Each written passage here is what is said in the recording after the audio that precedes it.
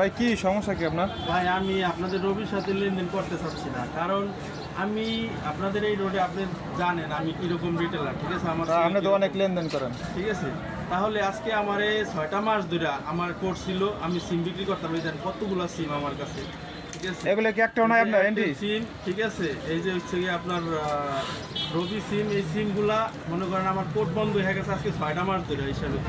তো আমার কোডটা চালু করে দিতেছে না, আমার এই পর্যন্ত দুইটা সিম কেনাইছে নতুন, ঠিক আছে?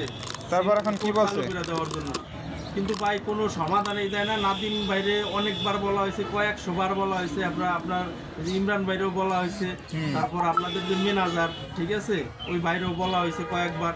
গত পরশু দিনও আমি আপনার ম্যানেজারে ফোন দিছি, সে বলছে ভাই আমি বিষয়টা দেখতেছি, নাদিম ছুটিতে আছে, আমি বিষয়টা দেখতেছি।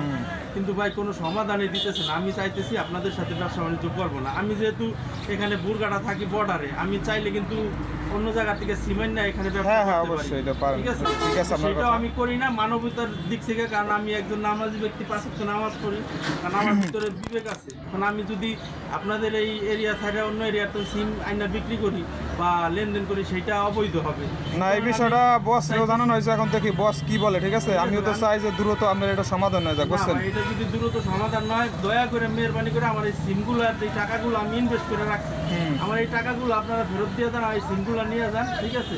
ঠিক আছে ভাই। আপনাদের সাথে ভাই লেনদেন করতে চাচ্ছি না ভাই, দয়া করে মেহরবানি করে আমার এই কাজটা করে দেন ভাই। আচ্ছা, আজকে আমি এটা ঠিক আছে বলবো ভাই। অফিসে।